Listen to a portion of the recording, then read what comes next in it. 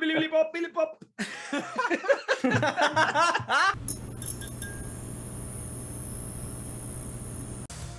Previously on Basement Discourse. Yeah, that's the voice right there. That's the money.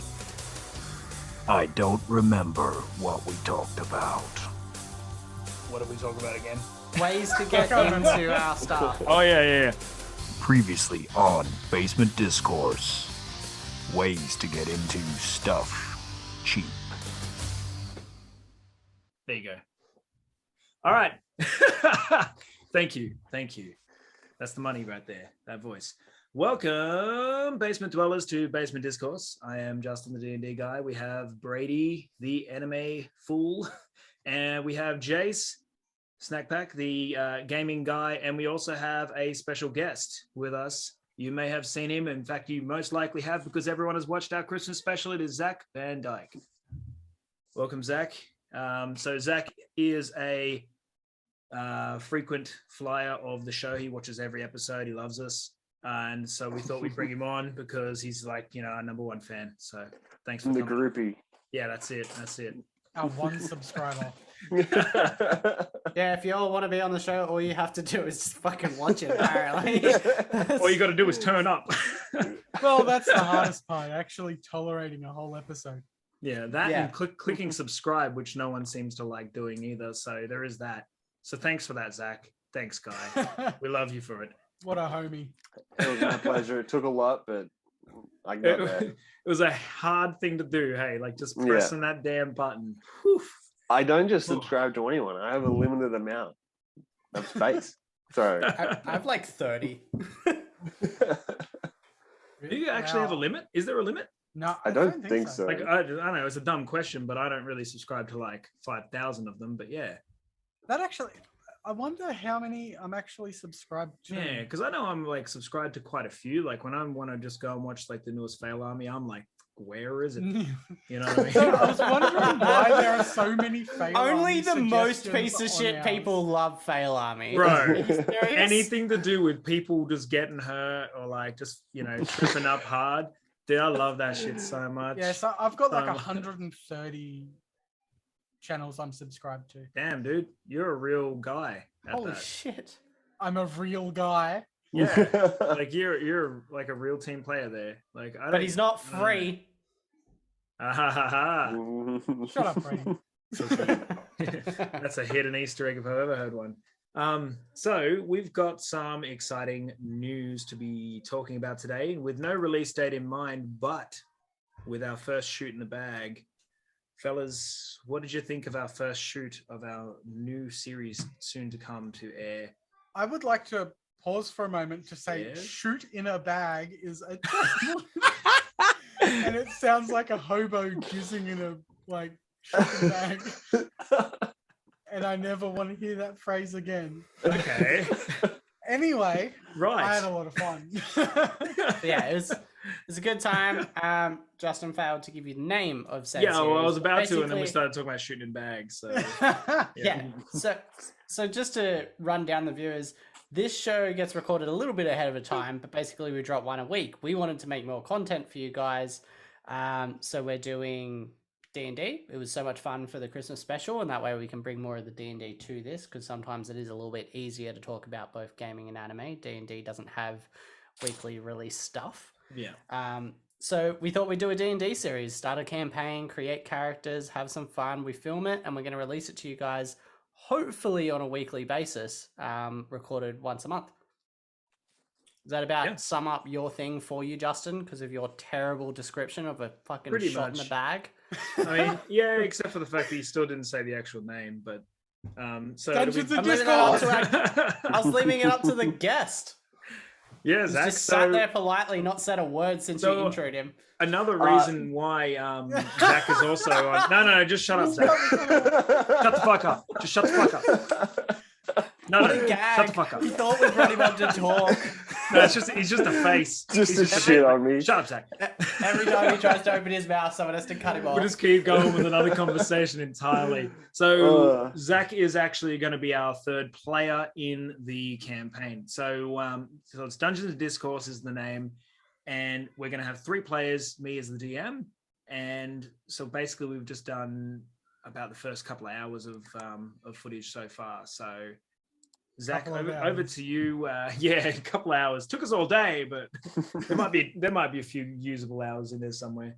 So Zac, over to you. Tell us a bit about yourself and what you will be doing inside of the campaign, who you are. Why does he need to talk? He's just a basement dweller. He's a huge fan, and he's just a face to look at.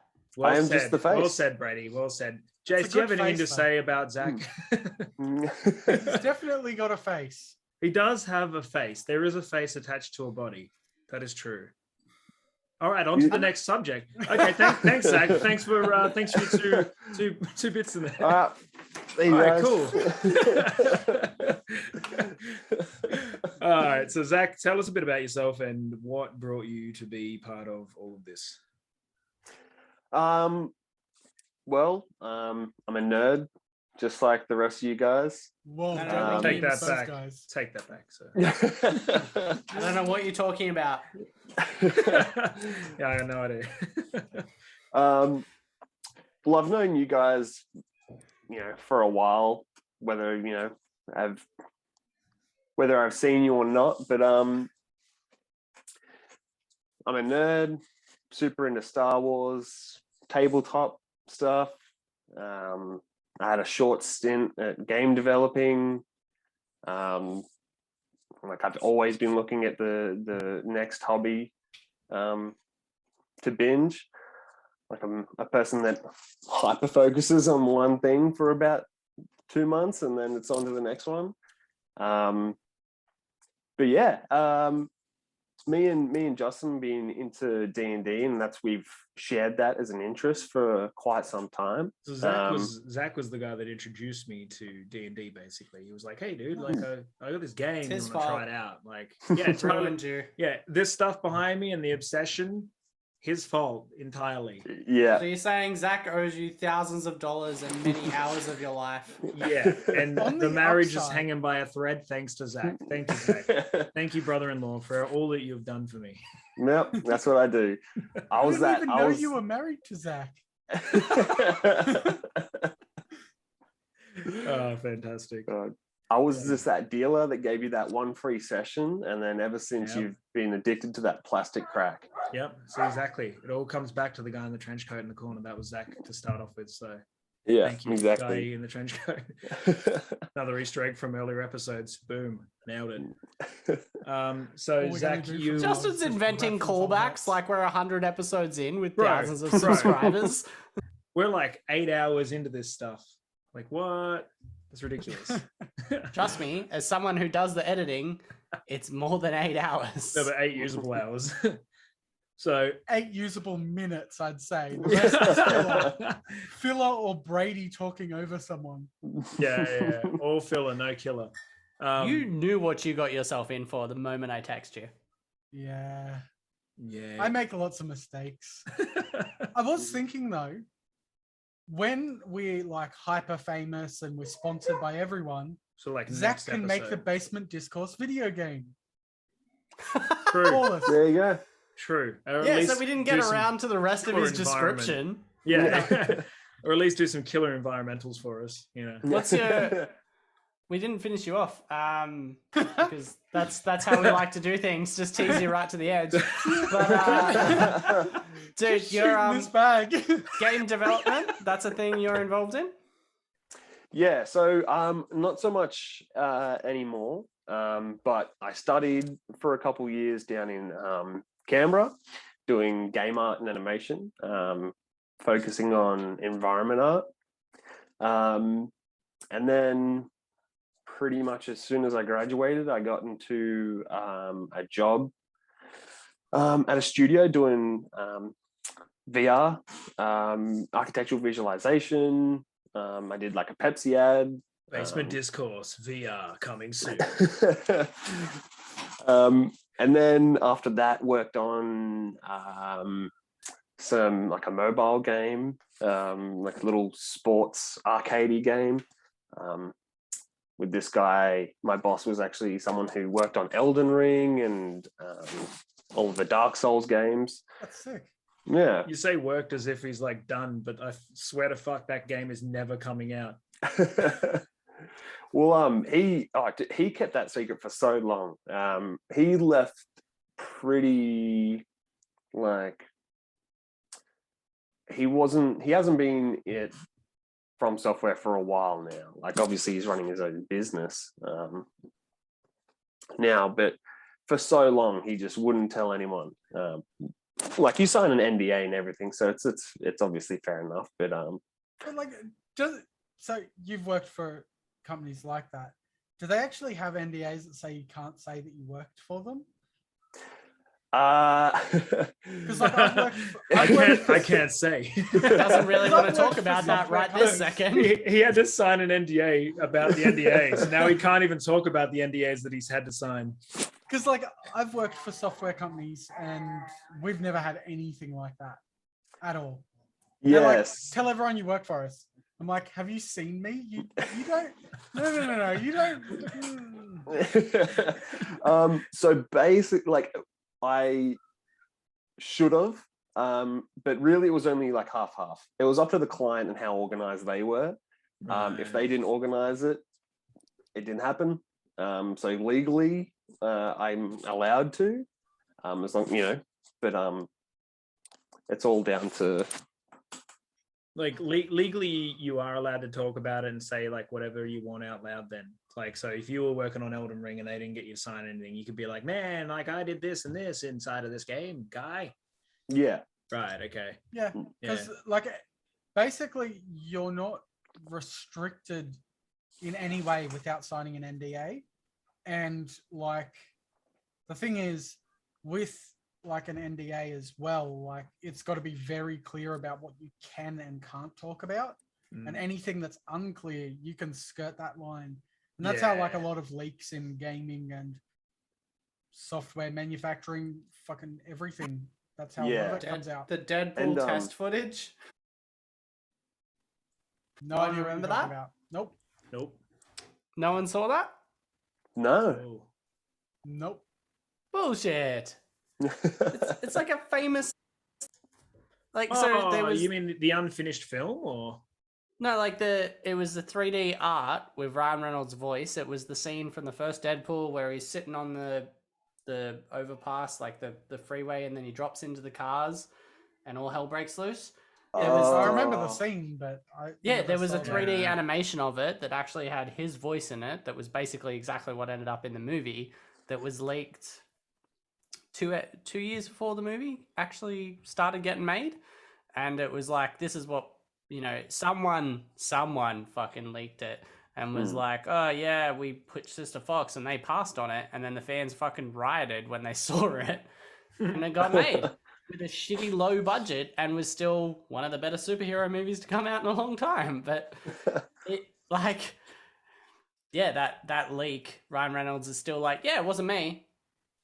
Yeah. Wasn't me. Every time somebody asks, it's great.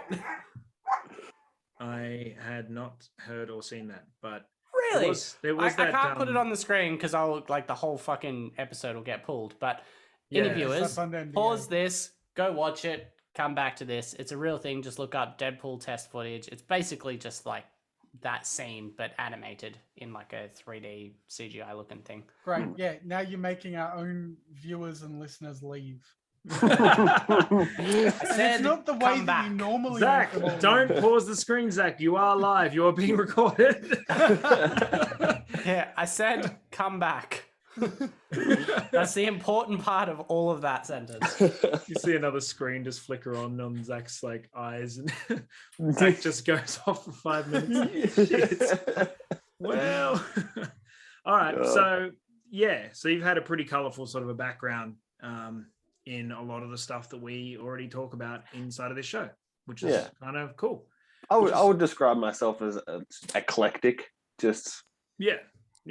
Just a bunch of Eclectic. stuff. Just a bunch of crammed shit together. just stapled together. Yeah. Yeah, nice. Super petty, pissed off guy who wasn't invited to be on the show in the first place. Yep. That's right. Realistically, Yeah, that's on exactly, Brady. And is now dragged into every other thing aside from the show. So Zac is in our Christmas special.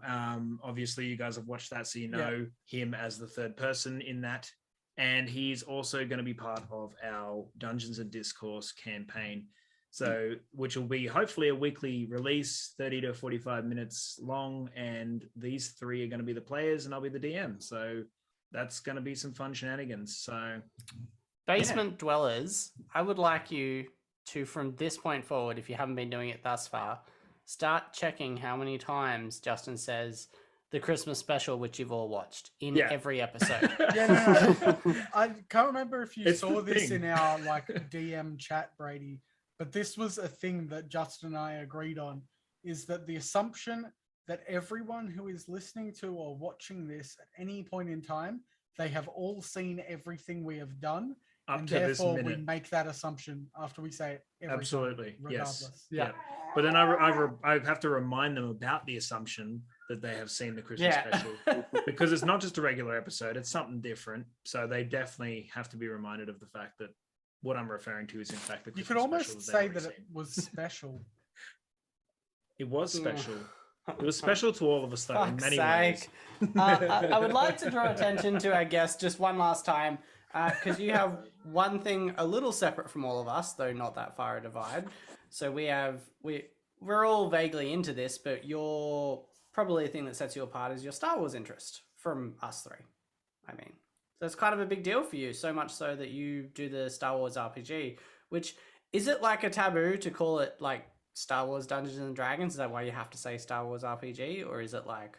I think they try and avoid it, but Yeah, like it is its own thing, and the tabletop RPG is like a whole genre. But if I'm explaining it to someone, it's exactly what I say. I say it's Star Wars D&D, because that just makes sense. You know, people know what you're talking about then. as long as they know what D&D is, and then if they don't know what D&D is, then you're just like, But like the thing is, who the fuck knows what a tabletop RPG is? Like Yeah, I exactly. do, but I'm a huge goddamn nerd. Your average Yeah. person doesn't. this is Say true. Dungeons and Dragons, and they have a rough idea. Because Exactly. They've watched either Stranger Things or Big Bang Theory. Like So they immediately imagine you in a pointed wizard hat. And then they're like, oh, but it's Star Wars. Pointed wizard hat with a lightsaber? No. It's a stormtrooper hat that goes up to a point. So it looks like a clan hood, I guess. Are you just talking through this helmet? Like, Our episodes are so close to being cancelled every fucking time. That's fringe on that exactly line. right. We're gonna, exactly. We're right on that line. To be fair, like we've all seen like the newer Star Wars movies, right? Yeah. They are very clearly taking from the Third Reich with the First Order. Oh, I know, yeah. right? Yeah, absolutely. So to make the assumption The that colour red. stormtroopers are clan members isn't all too far removed from what you know.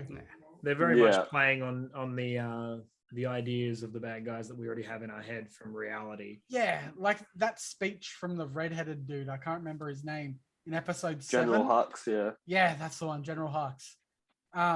His speech in episode 7, that was like the most Gestapo, you know, Third Reich moment, crap. like, Yeah. While we're on it, how do you all feel about those movies? Zach's definitely got something to say about it. Look, I'm on the fence. I didn't even watch the very last one. I just heard it was like, I'm not a giant Star Wars fan, so I can go at it from just like a storytelling point of view. But I'll let the Star Wars fan, and then I know that Jace is a bit more sci-fi than I am, and then Justin's probably around the same level as me. But yeah. So Go. wait, did you just Zach's have up an first. order? Okay, yeah. Zach's up Oh, first I'm with up his first. real educated opinion, and because we keep cutting him off. Yeah. Alright, So anyway, so- Jace. So Yeah. obviously, like, So this is- I really think that he should talk first. Look, Brady, you're probably right. all right. I saw him G up to do it, and that was almost worse. All right, so obviously it's a super loaded question in the Star Wars community about so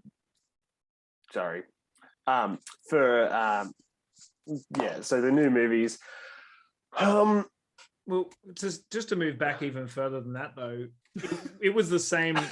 Sorry, I don't want to take away from you, but I think this will contribute to it. It was the same sort of an idea when 1 came out, right? From 4, 5, 6, like 4, 5, 6.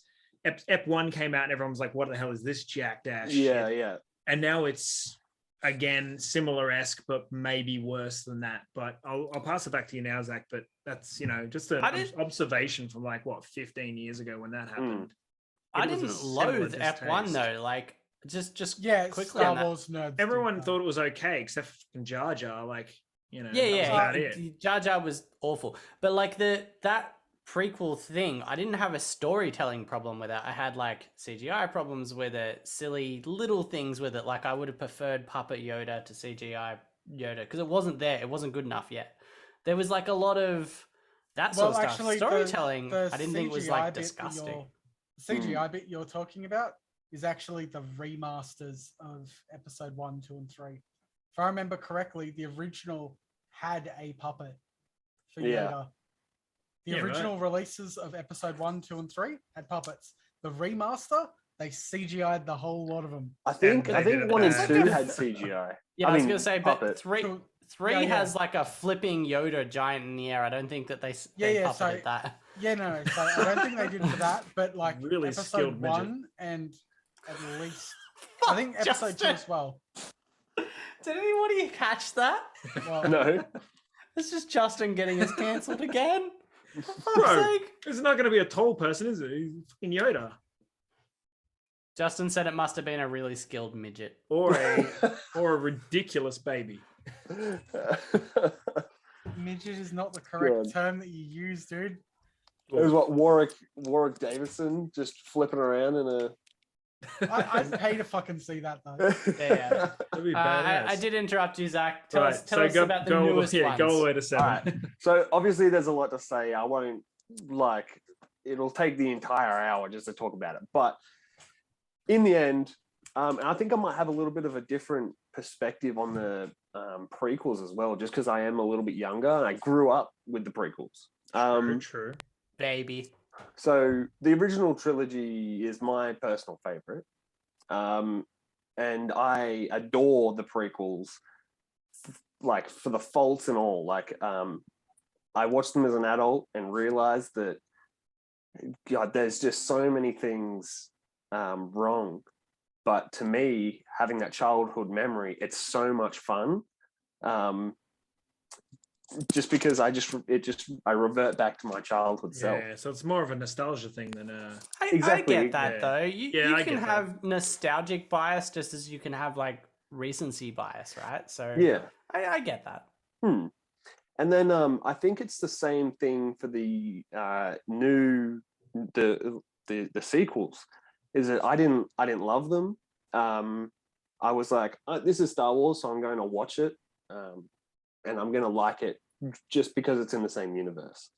I think the extra media around that time period, the rise of the Resistance, is way better. I think the story that they're going for in the bigger scheme is really cool. How the Empire was being faded out, and then the Rebel Alliance, like the New Republic and the Empire, had a truce. But a lot of people within the Empire didn't agree, so they went off to the unexplored space and the galaxy and made up the New Order. And the politics and the story behind it is really cool. It's just not in any of the movies. Yeah, I was gonna say I don't recall any none of that in the movies. Yeah. The movie was just like, all right, how do we fan service this? Yeah, let's exactly. do a female lead. Everything you just described it's just Disney, made it sound so good. So it needs a cute sidekick. They just okay. It was everything people feared when Disney bought Lucas. As far as I could tell, It's because the movies, if we're going to be honest, all of the main movies, like the Skywalker saga, they're there to sell toys, right? They're for kids. And that's why they could have done so many things with the sequels.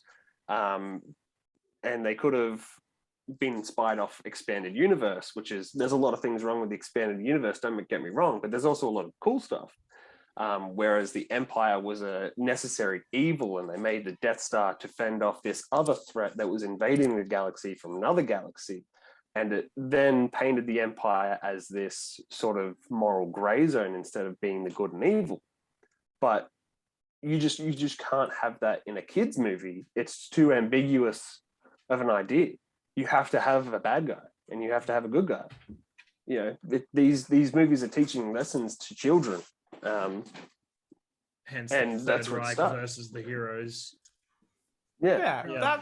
Why did you have the shockingly fucking mature like take as the youngest person here? Youngest dude here tells us the entire like depth of Star Wars in like a couple of breaths. Yeah. But like he's right. But to be fair as well, there was a lot of like backseat politics and stuff through the prequel trilogy as well. Like all the stuff about the Trade Federation and what they were trying to do.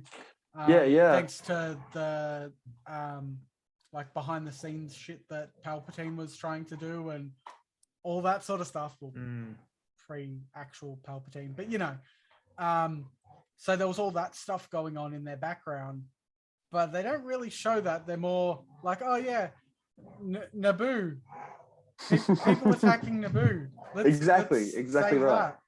Yeah, and like then it leads to, you know, the Clone Wars animated show, comics, these books, which really sort of flesh out that era, which makes it really cool. Like the Clone Wars animated show, for me, makes me fall in love with that era. Absolutely. The series, not the animated movie. To clarify, because I thought the animated movie was trash. Yeah. But the animated series, I withheld for so long because I saw the movie and I was like, this is awful. I persevered through the first few episodes of the series and I was like, is it good? Is it bad? And it just got brilliant. And it makes me think that there could have been so much more content in the mainline movies if they actually expanded on what happened in the Clone Wars rather than like it sort of goes from Clone Wars to, the Clone Wars are ending. Yeah. Like it just skips over that between 2 and 3.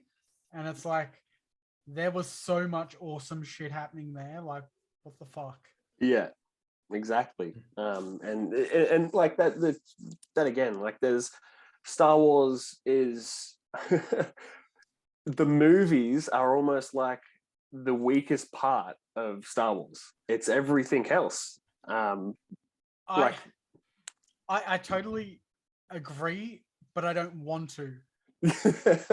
Like I love the movies, all of them, regardless. Yeah. I have issues with some of them.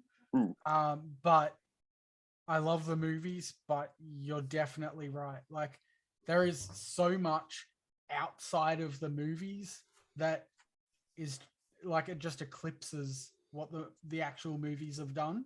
Yeah. It's almost like George Lucas has just given like a base and said, okay, this is a world.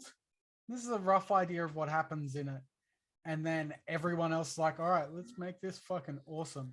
And yeah, exactly. That's what's happened. Yep. Yeah. No, I enjoy the extra Star Wars content a little bit more than the main lines in some ways. I mean, I'm a sucker for lightsaber fights because I'm a fucking anime fan, so and it just works. But I'm gonna shit on one of them pretty harsh because Jace got his chance with the Clone Wars movie and I haven't seen it. I desperately hated Rogue One. Oh, really? It was Can an someone entire. mute Brady? It was an entire. it was an entire movie to deal with the fact that somebody had memed the shit out of the original series. That's what I felt like. They were like, let's fix this plot hole about the fucking Death Star getting destroyed, but let's flex that we're now Disney and we own this by making a whole movie to explain that. That's all I felt that movie was. I didn't care about the characters. I knew everyone was going to be gone. That's not a spoiler. If you haven't seen it, fuck off from this episode. But like, it didn't matter to me. Like, I couldn't get invested in anyone. I knew what was going to go down. I just felt like they made a whole fucking movie and made ticket sales and toys and merchandise and all that to deal with the fact that Lucasfilms have been memed on for that flaw in the Death Star for 20 years. So I would like to say that you're a little bitch. But secondly, like, there's a few reasons why I thoroughly enjoy Rogue One. One, it's not a Jedi-centric movie. Mm. And for once, yeah. Like, that's Amen. one of the weird things is Star Wars has always been like, oh, here's this really cool story. Better throw some Jedis in it. Yeah. Whereas this isn't. And it's not so much about filling in a plot hole because they actually do discuss the premise of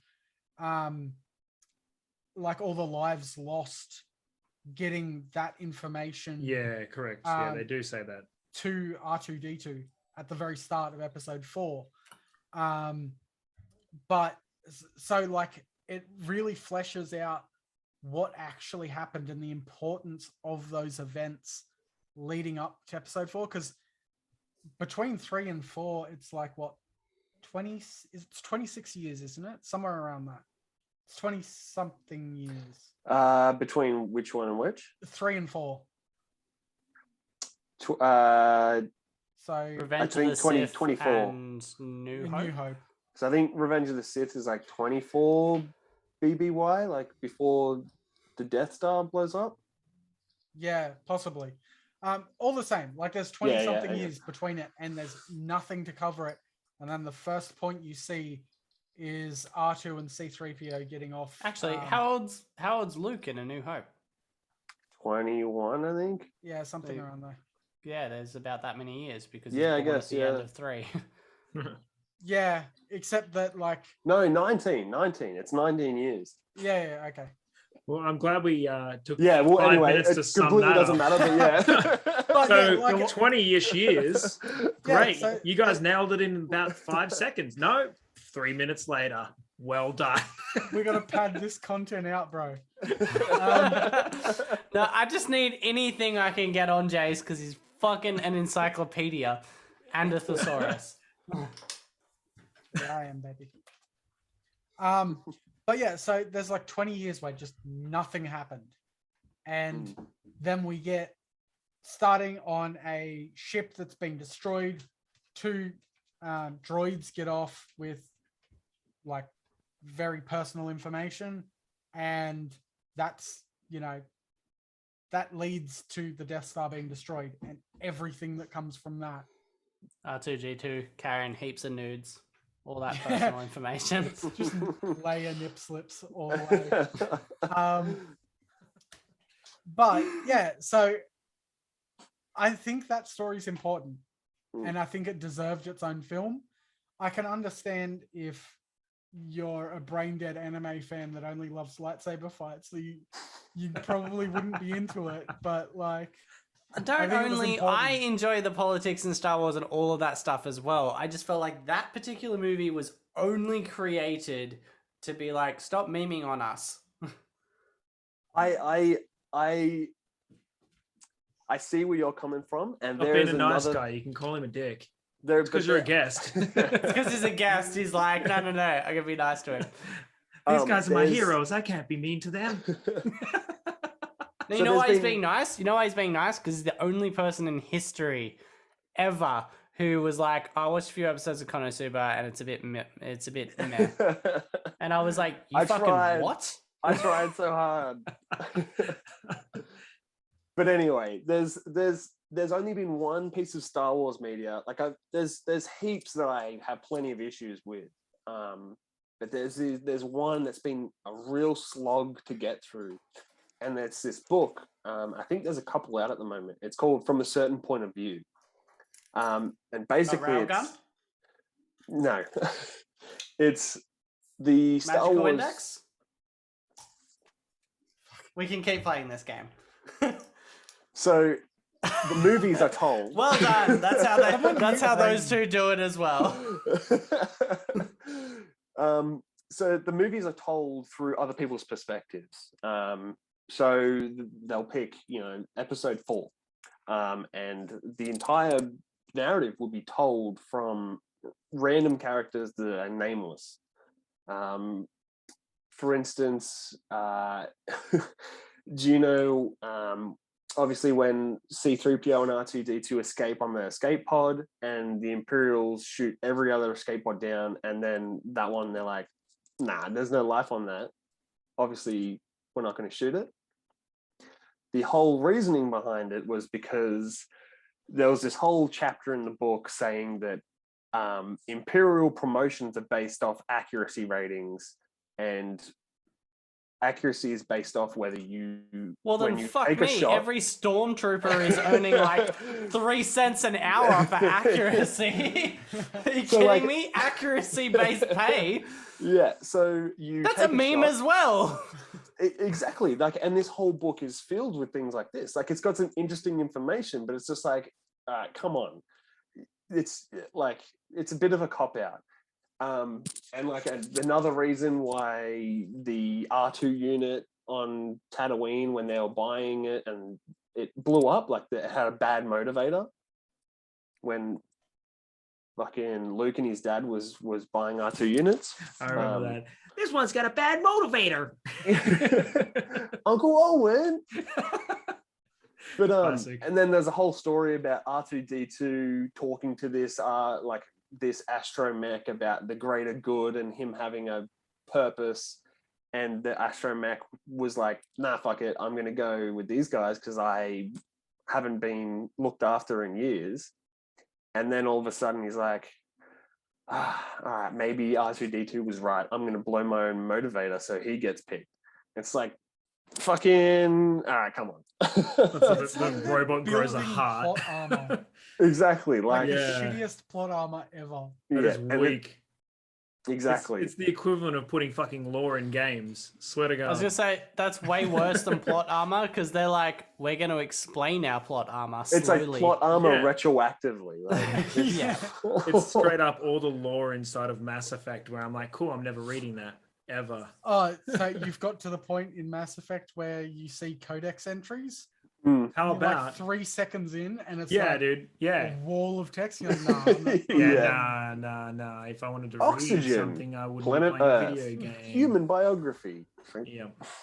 Yep. yeah, no. On that you never note- need to read that. On that note, I think we should take a break. Yeah, sounds good to me. Alrighty. Buckle up for a word from our sponsors. Snacks, soy, snack stacks. Best soy snacks you've ever had. They're dry as dirt, but goes down a treat with our organic tofu water. Get yours from Snacks Stead, just outside Leylon. Was there enough energy this time, dear? Welcome back. Thank you to all of our great sponsors out there. And you just watched one of their fantastic ads. All right. So we're back. We're not going to talk about Star Wars too much more. Sorry, Zac. Sorry to hurt your feelings and just break your heart. And His everything. entire background is Star Wars. Like, there's nothing back there that's not Star Wars. His I heart don't know just who I am sinks. without it. Well, all right. Look, what about the tabletop Speaking of who simulator? you are, Like, you know, segue. You've got it. It's already there.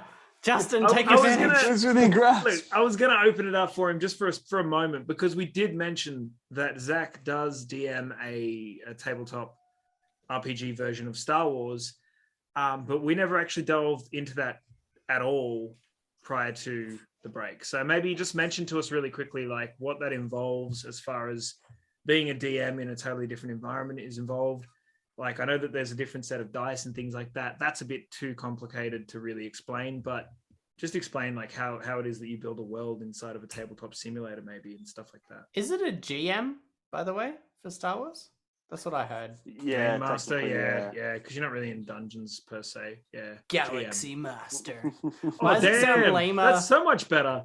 It's supposed to be Wait, Game what Master. did you think but it was? Game Master.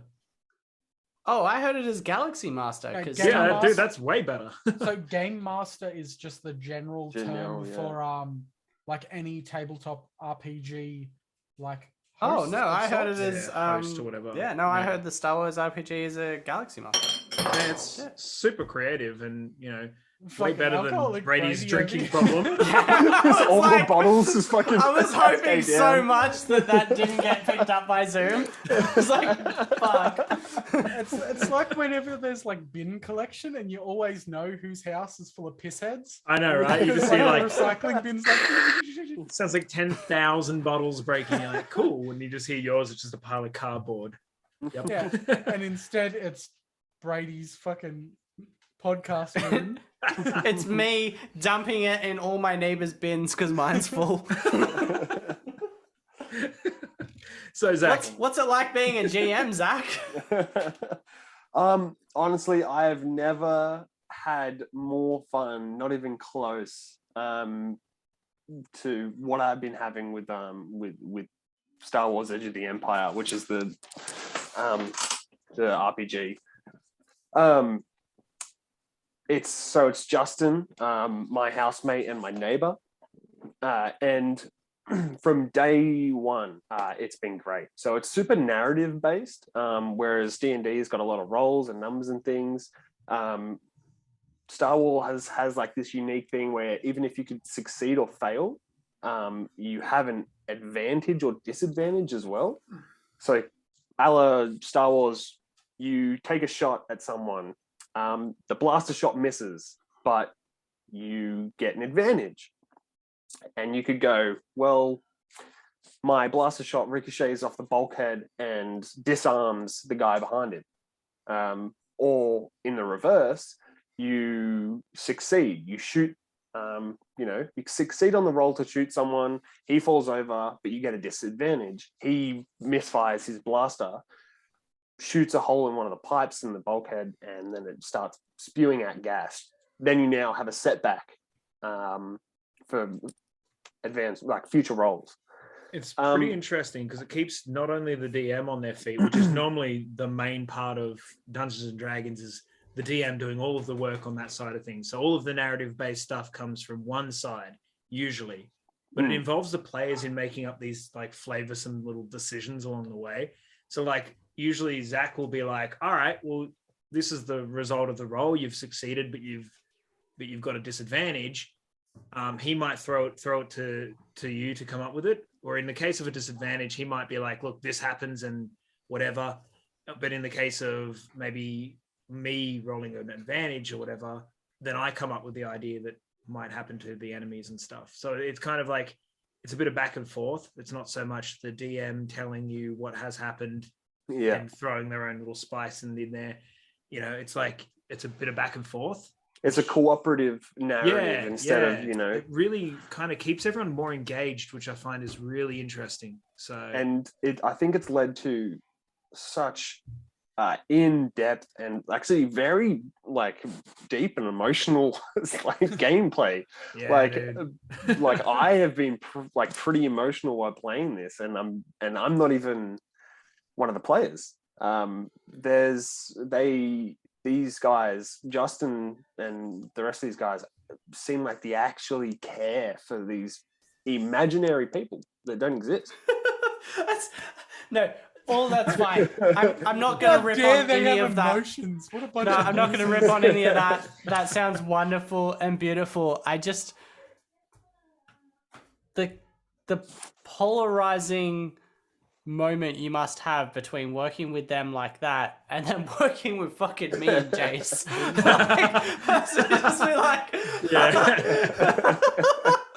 No, look, I think that's a perfect segue to go over to the D&D side of things, because that kind of works in very well, because I think you guys are coming a long way from our one shot where it's not so story driven. It's just dump you in this world, because everyone's already watched it, of course.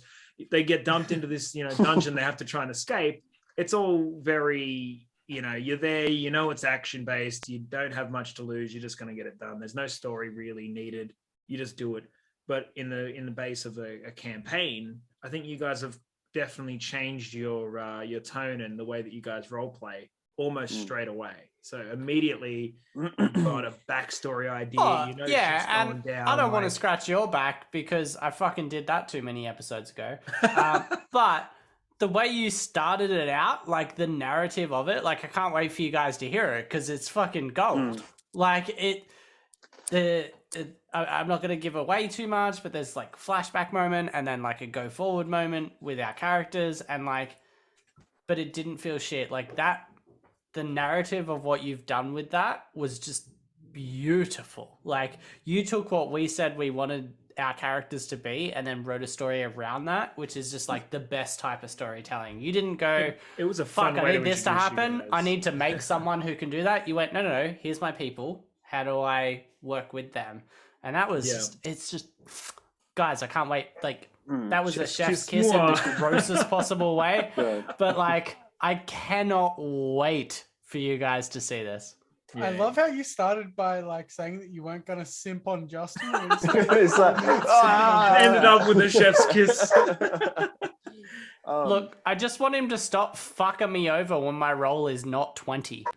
Like that's all. Because if it's not 20, it's like 2. And I'm like, cool, so you don't succeed. Yeah, if it's not 20, it's like 18 and he's like, you still fucking suck. And I'm like, God damn. Well, come on, man. Maybe that's because Mr. Anime is always trying to like backflip off something.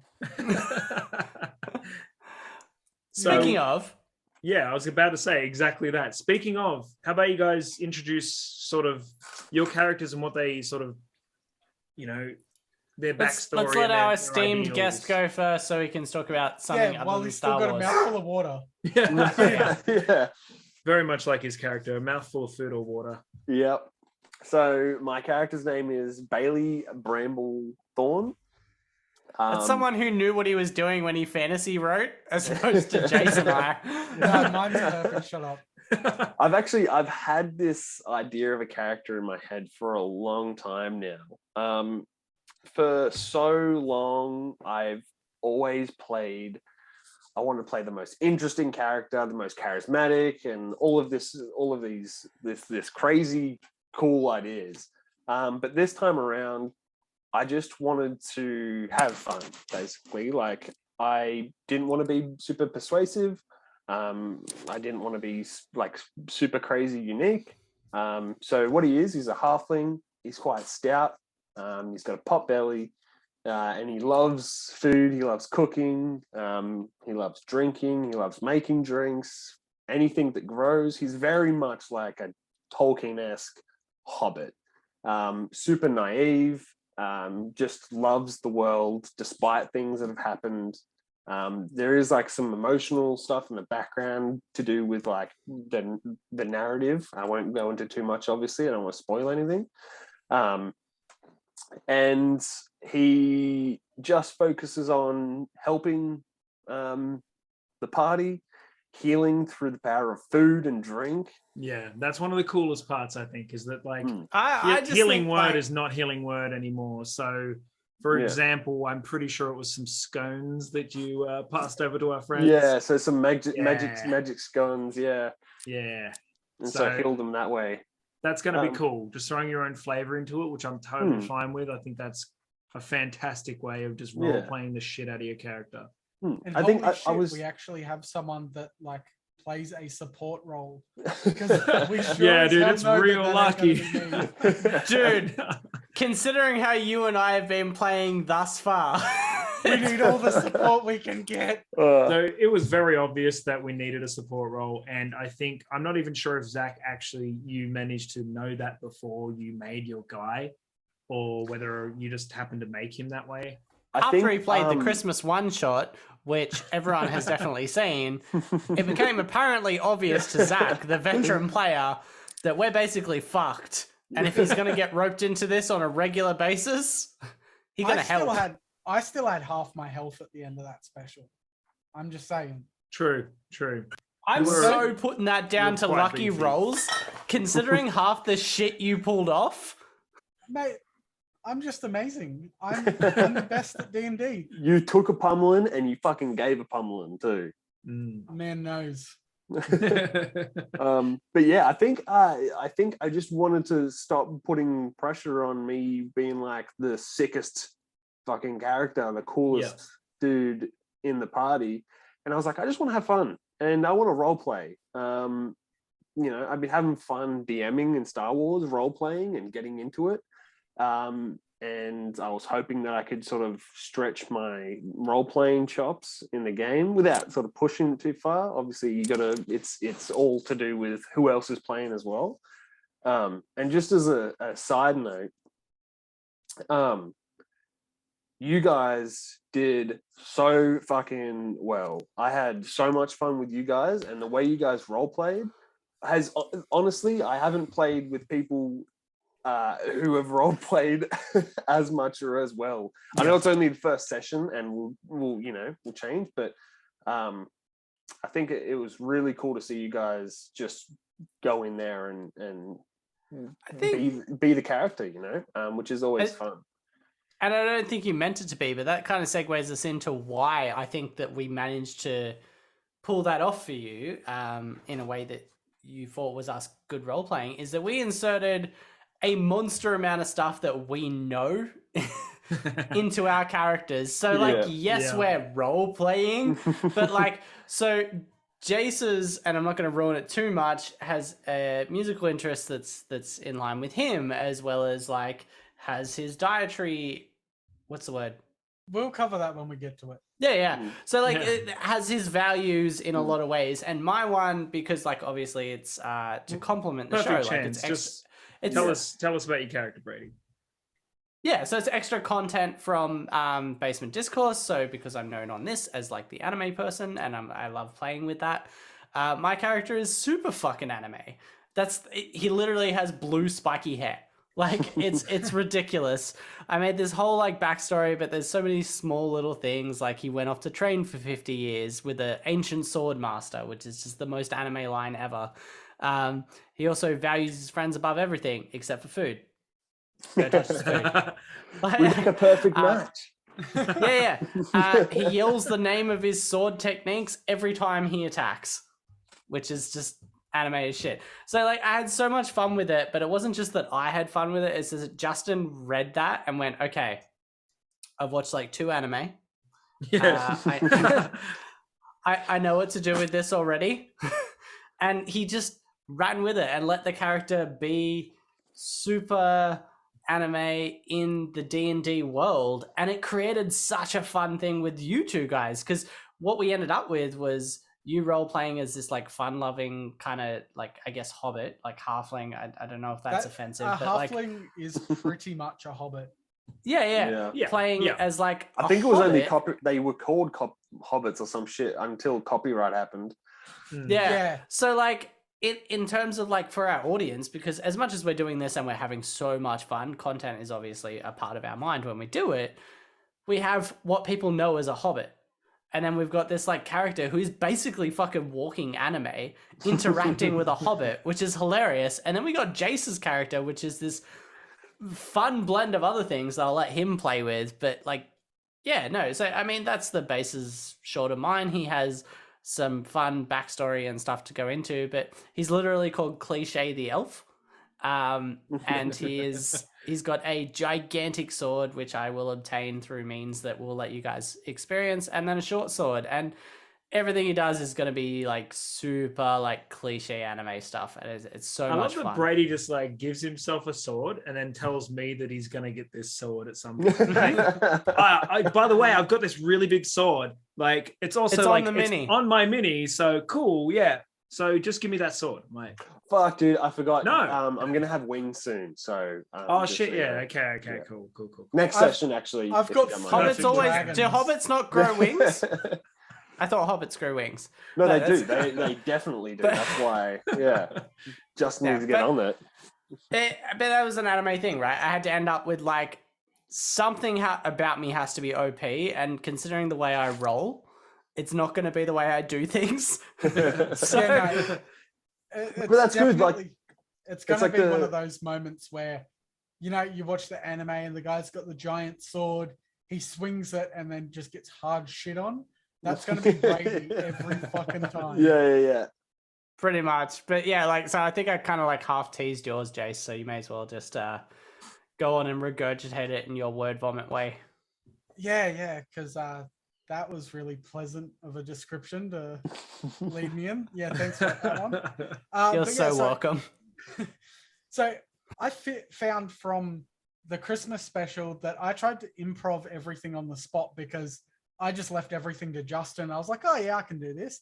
And then I realized that giving my character an accent that I couldn't do, random name, and then having no backstory made it kind of hard to roleplay. And so I was like, you know what? I'm just going to make a character that's pretty much me, but in like a high fantasy setting. So he's a dwarf because he's short and because dwarves are notoriously sick bearded and his name's Snacks the Barbarian because I thought that is a hilarious pun, and it turns out that that's totally been used plenty of times before. So you thought it was your own oh like, dude, idea? I came up with it and I was like, oh damn, that's earth-shattering. Like, have you ever thought of like a joke or something funny and then you find out that it's been thought of before and you're like, oh fuck. Yeah. But anyway, I thought I came up with that. Most things that come out of my mouth, don't worry about it. Yeah, no, that's fair. Cliche right there. And yeah, so he's a dwarf, Snacks the Barbarian, which means I am part barbarian, part bard. And the whole reason for that was because I used to be the singer of a metal band. And I was like, I could actually roleplay with this. And so as far as my backstory goes, I'm just a normal soy farmer. And that's because, as we've alluded to in the past, I'm vegan. And so I thought it would be funny to run a failing soy farm because I'm not a very good farmer because I'm a weird little city boy. But yeah, that's pretty much the gist of my character. So I just went with basically me in high fantasy, and I think that's probably the easiest way to do it. I give myself a bit of a different backstory, and I can just fuck with that. And yeah, exactly. I think that's how it works when you're as big a scrub as I am. But I think the hard part when people come in to this and they're like, all right, guys, new campaign, give me a backstory. And then you get this like 5-page report. You're like, so, all right, for context, guys, we're starting at level 1. Give me a backstory. And they're like, I killed kings and I have destroyed dragons and I have traveled planes. And you're like, dude. No, we gave you personality backstories, right?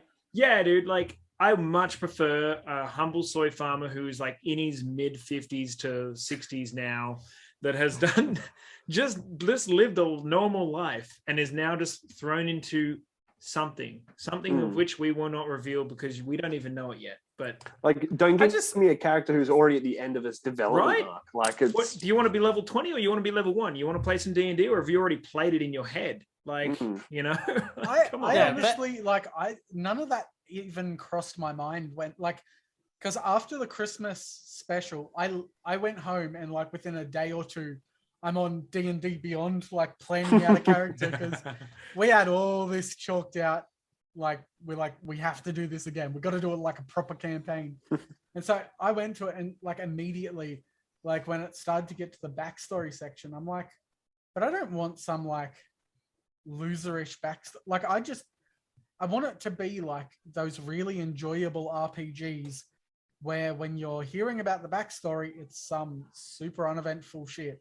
It's like, oh, this is a normal guy who's now being thrown into extraordinary circumstances. Yeah, no, but within the same world. It kind of is Isekai because you three are three totally different people inside of the one setting. So Isekai is not really like a normal person thrown into extraordinary circumstances, usually a different world. But what I love about our characters and what you just totally ran with it, Justin, is that we didn't talk to each other when we designed these. So like usually in the past when I've played D&D, I played a little bit more than Jace, but nowhere near as much as you two. I was like, all right, this is what the other guys are, so this is what our party needs. And I was like kind of metagaming it, right? Like, so because I've played RPGs, I know fantasy stories, so I was like, fuck, we've got nothing ranged, we need ranged. Oh, we got nothing healing, we need healing. We said it was a good luck that Zac chose support, but it genuinely was good luck. Like, we didn't fucking talk at all. I made my person, Jace made his, Zac made his. Zac is a little bit smarter than us, but like they're all hilariously like we have an elf, a halfling, and a dwarf, a soy farmer, a guy who's trained in martial arts who somehow keeps fucking not hitting anything, and a guy who's basically a cook. It's just a cook. It's gonna make such a fucking hilarious story. And Justin took that and he made one of my favorite like chapter ones that I've ever experienced in any manner. And I don't want to blow shit up your ass because I'd rather just make fun of you. But it was just super so enjoyable good to write, though. It just seemed to flow, and it was a lot of fun. I could totally picture it in my head as I was writing it down. Like, and it didn't take me very long. I had a complete blank for literally weeks. I was like, where the hell am I even going to begin? Like, what the fuck? Like, what brings these guys together? How are they here? And then all of a sudden I was like, right, that's the light bulb moment, and just started writing. And it took me about 5 minutes to write that whole intro scene that you guys will be. It was so much fun, man. And like, it was just so good. Yeah. So I guess that concludes the Basement Discourse advertisement for Basement Discourse. Dungeons and Discourse. Dungeons and Discourse. But guys, we are bringing you more content. We're glad you're enjoying what we're doing, and we're gonna do something a bit different and try and do weekly. We're glad drops. you're enjoying it, Zach. Yeah. Thanks for all your support. I'm having so much Our number fun. one fan, thank you for coming on this episode and being involved. By the way, our number one fan, who's actually like 2 episodes behind. Yeah. The fuck? Rude. I'm sorry. I'm Imagine sorry. what our Wow. number 2 fans like. They've never even watched 15 the minutes show. of episode 1. I got like 5 minutes left of the second last episode. All right, Damn, dude. Damn. I'm already there. Disgusting. So disappointed. I think we discussed this, but like that still means that he's totally watched more of our content than we have. Than we have, absolutely. Not me. Yeah. Well, you don't count. Yeah, Dad. You're the editor. Guys, what else is what's going on in the gaming world, or in the, I mean, obviously not the D&D world? What, anything that Zac wants to comment on or be jumping in apart from his shit opinion on Konosuba, which we all agree with? So be careful what water you tread. I think I'm gonna try more. So I've watched 3 episodes. I've watched the introduction to all of the party, and I'll watch 3 more episodes. That's I'm gonna give myself 3 more episodes to watch them all together, and That's a see how it big leap. goes. I respect it though. Like, Yeah, look, I was gonna give up, but then you guys are like, like we think it's really good. So I was like, fair, Actually, that- I think, yeah, no, you're right, Jess. that's pretty much what Brady did to me regarding JoJo, and I've still only gotten like 7 or 8 episodes in, but I'm starting to enjoy it now. Like, it's not yeah, the best, but it's not bad. And I yeah, I gotta confess, I love JoJo from like the moment it turned on. I was What? in love with it. Yeah, That's fucking... it's how? so fucking dumb. It's so funny. I just It's thought, just Where like are you up to? I've watched the first 2 seasons. Okay, so I'm further than you. Right. It becomes more JoJo-esque as it goes. So, Yeah. like, what I will say for this author, he picked out everything that people were enjoying and then just continued the story on those things, Right. which is okay. great. But it Yeah. just means that the early stages are just trial and error. And what people didn't like, he was like, all right, bugger that off. Yeah. Like, It's just like and it's, like, it's awesome for you on learning, but why do we have to tread water with this bullshit for ages? it's so funny to watch a bunch of dude bros. Basically, they're just himbos, right? They're just like dumb, fucking like hot buffed dudes. Just it's like me in anime. Yeah, exactly. And it's just like so full of machismo. It's just so funny to watch. It's like it makes fun of all the tropes that I just get sick of in anime. So I think as a sort of like a guilty. That's what Konosuba does. Yeah, that's why I trust your guys' opinion, so I'm gonna keep going. Yeah, do it. But I've found out that I want to watch anime more than I've enjoyed anime, which was a hard thing for me to I need help with that accept, one, I Zac. think. My Yeah. brain Like, is. I want to like anime more than how much anime I've found that I've actually liked, if that makes sense. I totally vibe with that. Like, I've watched more recently a buttload of anime, and there is a lot that is really mediocre.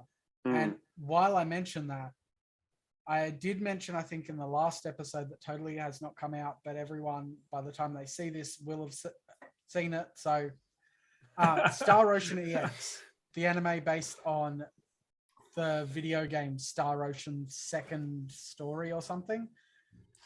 Oh my God, I persevered through 26 fucking episodes of that shit. Damn. You're my hero. It was basically a Saturday cartoon made in Japan. Like, Yeah. it was so hard. Like, you could see the promise, and then it was just kicked in the scrotum every time it reared its head. Like, it was like, you see some promise here. Hiya! And yeah, that was my dealing with that. And I find that a lot with certain anime. Like, there is a lot of really average content out there because it's such a flooded market now. Yeah. So I totally vibe with that thought. I think the animes that I've found that I've enjoyed, this might make no sense at all, but in my mind, they're stories that just so happen to be anime, right? They don't feel anime. Cowboy Bebop, I haven't finished it, but I love it. No, I got you. No, that makes sense. The ones that go, we are an anime, but we're doing zero anime tropes. We're just doing a story that happens to be animated in Japan or something. JoJo is very much like that. Cowboy Bebop. Oh, what's a really good one that does that? A lot of slice of life would actually do that. Like a lot of no mystical powers, no anything. Like a lot of slice of life stuff. No, I'm not talking the ones that do the like expressions, like the straight slice of life. They just happen to be drawn. Things like a silent voice. Yeah. Yeah. I'm just I'm thinking because slice of life is really what I've been fucking with a lot lately. And because you're some weird. of it, I am. I'm No, weird. I've found myself watching a bit of slice of life stuff and enjoying it way easier than Get into than any other Toradora. Dude, it's on Netflix. Do it. All right, I'll give it a go. Yes. Nice. There you go. There you go. So it's either like I find myself slice of life, or I haven't finished any of these, but at the moment I'm super into Cowboy Bebop, Afro Samurai.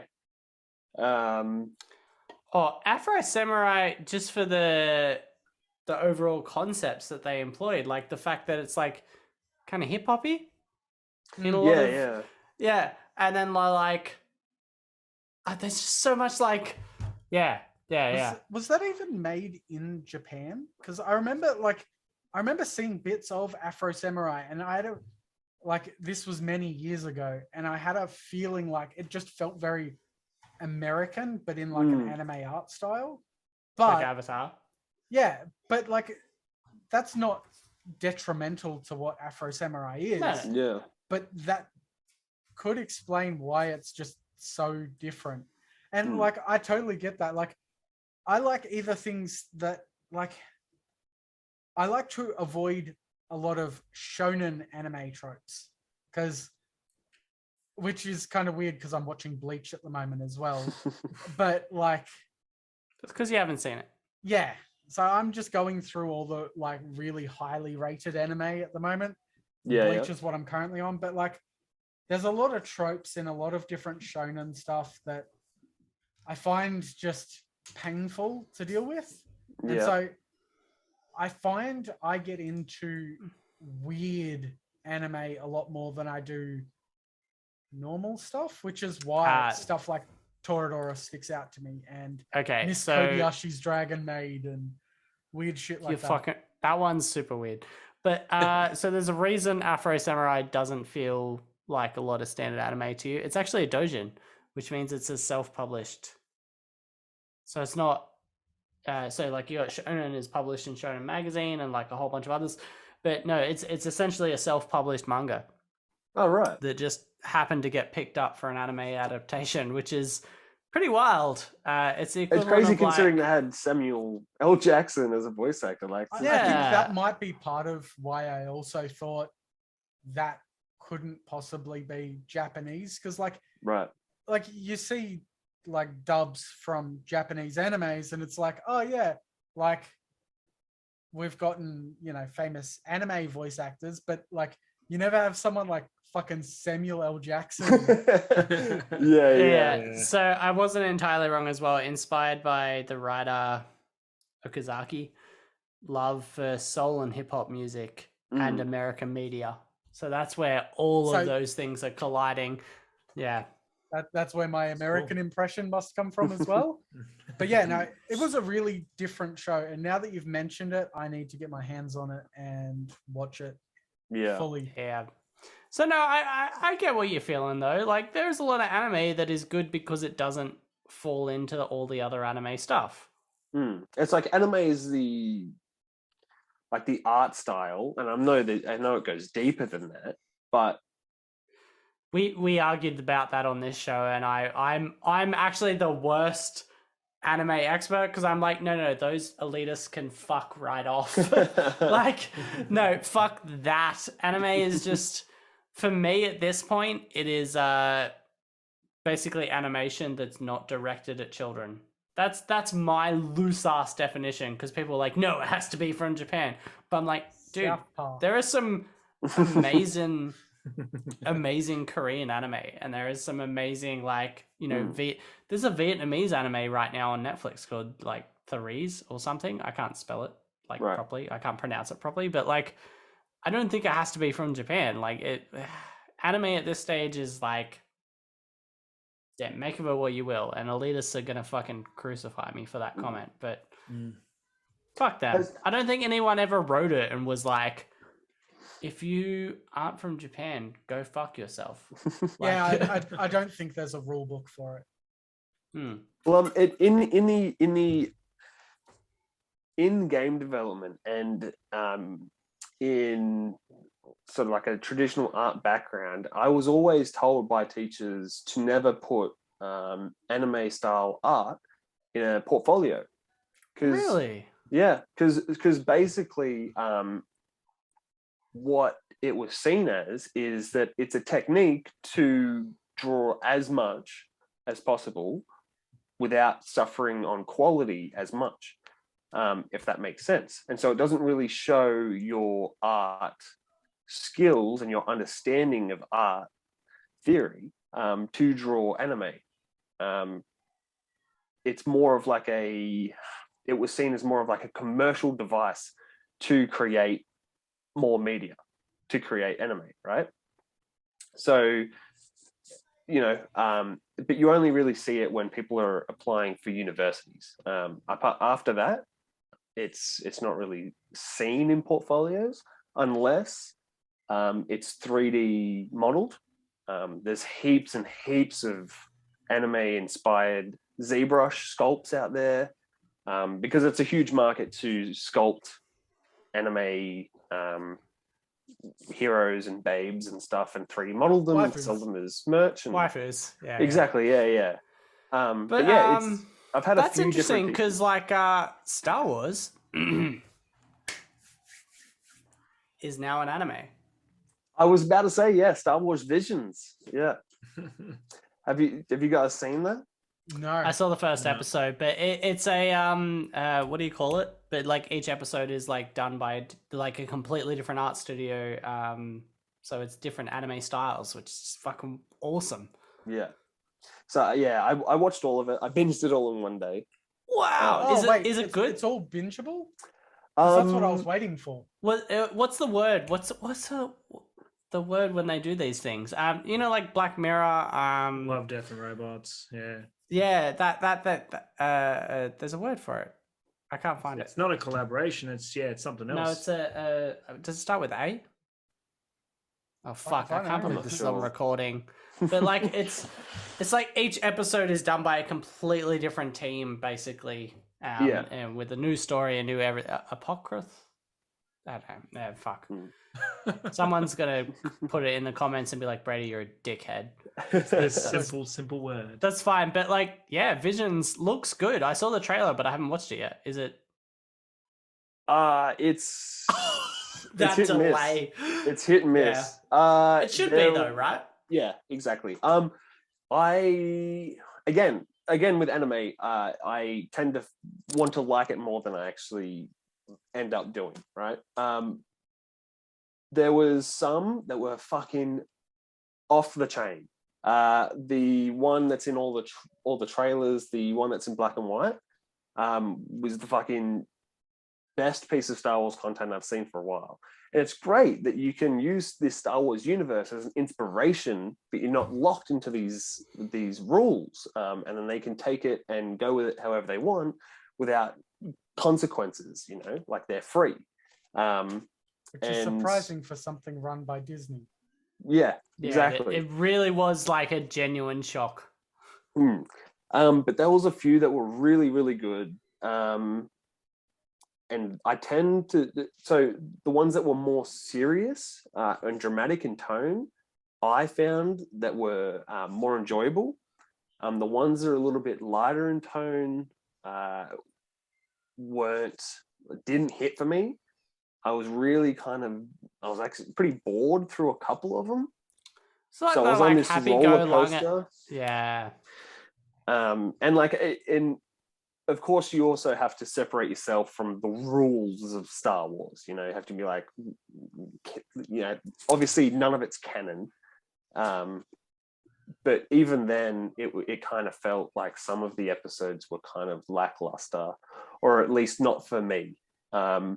They were done pretty, like all the art style in every single one of them was fantastic. I enjoyed it. But yeah, just some of the stories were a little bit, like some of them were a bit empty, a little bit lackluster.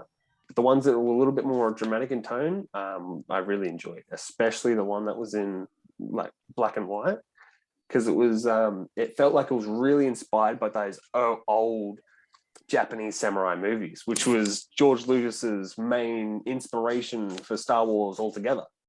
So it was great to see that. I'm just gonna go fuck off from this episode and binge the shit out of all that. Right. Well, has anyone else been up to anything else interesting before we wrap this up? Nothing. I've been playing Fallout 3, but that's about it. Look at my guy in the bog. we spoke about Jace entering the Bleach world, but I think that can be left to another episode so that we can flesh it out a bit. Yeah. And also get Next through a bit more episode. by then. Yeah, I think so. Well, Brady, you've been up to anything interesting this week that's talk worthy, or reading a shitload of manga, which is something I don't get to do much of. I'll discuss it really quickly and mispronounce it and upset everyone. But I've been reading Yasumi Punpun, which is a weird manga because the art style is bizarre, right? So like all the real people are drawn like Japanese real people, not in the manga version with like the big eye. They look like Japanese people, right? It's super realistic drawings. The main character is drawn like a terribly drawn bird. what? What the hell? Yeah. Like literally, like if somebody took a crayon and was like straight line up, beak, rounded head, straight down, and then 2 lines for feet. Because the story, from what I hear, and I'm not that far through, so I haven't gotten that far, but follows his life, and it's kind of a slice of life manga with like a shitload of depression topics and concepts. So like in the first episode, like it's I hope it's not a spoiler because it's not even that new, but like it seems like there's some domestic violence going on in his house. But so like the main character is drawn as a badly drawn bird, but so is his parents. But then his mum, you see her in the mirror seeing herself like normal. So he sees himself as this bird. But you follow this character, from what I hear, through this manga till he's like middle age. And he kind of changes forms a few times. So he's like 11 at the beginning. Suffering with this like domestic violence in his household, and then it's going to grow from there. And it's been quite weird so far because he had his first kiss. His mum ended up in the hospital. Oh, his no. dad, His first kiss and his mum. I see what's going on here. He kissed his mum. One and of now she's in those the hospital. mangas. his dad is like in prison and his uncle's taking care of him. There's like a whole lot of weird things going on. It's one of the most feelsy things I think I've ever sat down to read. So that's depressing the shit out of me. But I'm still reading the power That was fantasy. fantastic. Yeah, Sounds so good. that's a real good level to sort of I end just- the episode on. Yeah. I just Let's wanted get to everyone do depressed something before we artsy go. for a change because I'm like the trash isekai shonen dude who just like absorbs all these action shows, and I just thought, I was like, you know what, this is kind of one that people talk highly of, really making them feel a lot. I'm gonna try it. So Man, that's Deep, bro. Deep. yeah. You're not supposed thought to it'd have be- feelings. Yeah, I thought it'd be more than like spiky head and singlet wearing. And here he is with spiky hair and a singlet. At least comb it back like me. That's- Show but just dropped, that's- guys. I really need to piss. I'll be back in 2 seconds. You can't. We're about We're to finishing say the episode. fucking- We're about to be done. Oh my god. Zach, sit back down. All right. I want him to hang in there. It's Worst your own guest fault for ever. not doing it in the break. Yeah.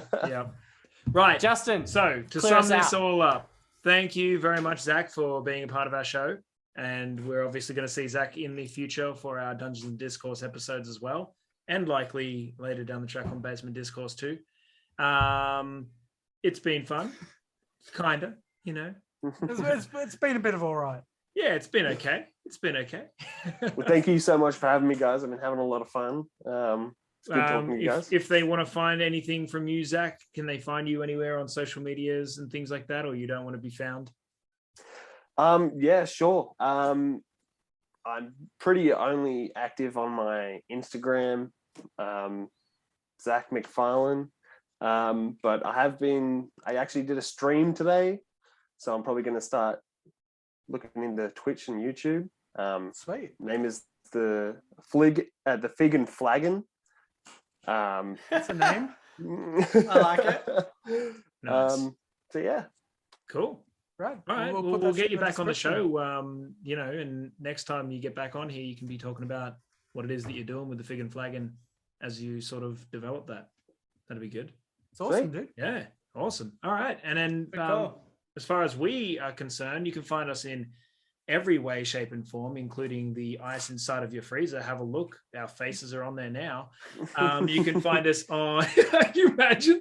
You pull a block of ice out and we've got our fucking ugly mugs on there. Watch us slowly First bit of melt. merch is face molds for your ice cube tray. Watch our face slowly melt into your drink as you No, drink our it's face just away. Those people who get, they're like perfect spherical ice cubes for whiskey. Yeah. They just think that's Justin's head. Perfect. It's perfect. All right. So you can find us on Spotify and on Apple if you are just listening to us on this show. But if you are watching us, you can find us now on Facebook. We have a Facebook as of a few weeks back now. And we also have the Instagram. And what is the Instagram tag for that? Basement.discourse. Basement.discourse. I mean, that's keeping it pretty simple. You can't really go wrong there. And of course, you'll find us on YouTube on our Basement Discourse channel there, which we have a lot of content building up now, including our episodes here. We have our D&D one-shot that you've already all seen. So, I mean, you can watch it again if you want. And you will soon to see, we'll have our Dungeons and Discourse. And we've also got all of our shorts as well that are coming out too. So we've got a lot of shit. Justin flailing for what are the other selling the names? shit out of Discord and Twitter. Okay. Yeah, I knew there was but some other crap in there, but it was like, I'm just laughing because you can clearly see how much Zach's fucking struggling. I am And then- holding the tip of my dick closed right now. Oh, God. And on that note, I'll catch you all later. Peace. Good night.